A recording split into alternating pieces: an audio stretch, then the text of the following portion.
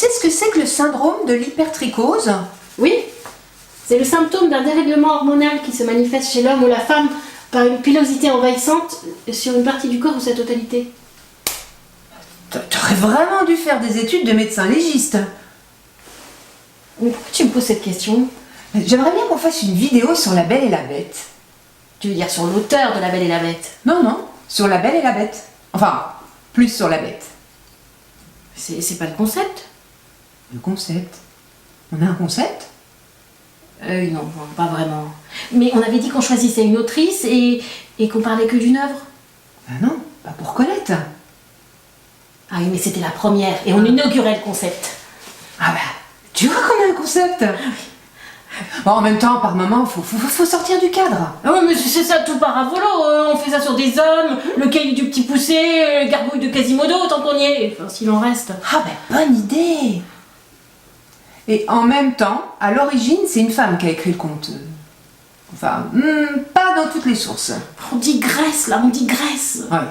Faisons une vidéo sur la Bête.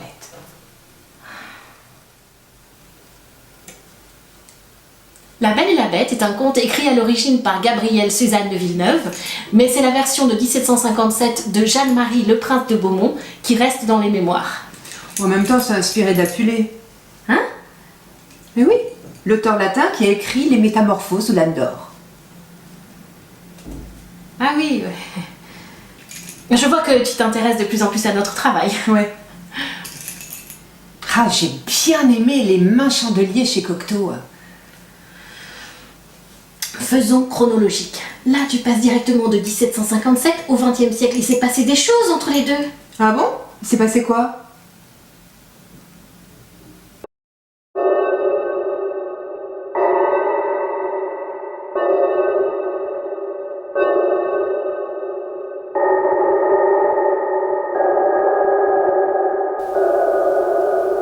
Finalement, pas grand-chose.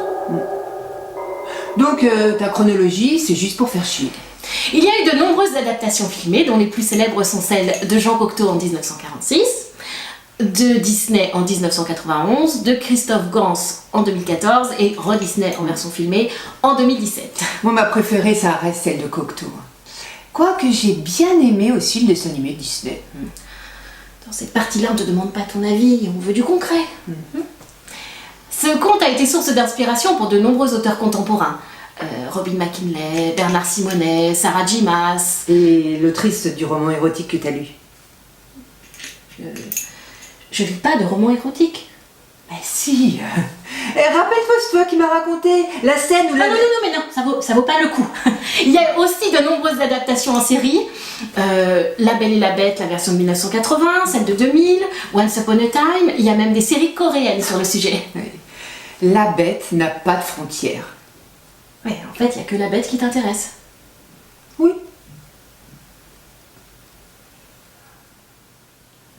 Alors, c'est l'histoire d'une jeune fille qui se sacrifie pour sauver son père. Oui, non, pas la peine de raconter l'histoire, tout le monde la connaît.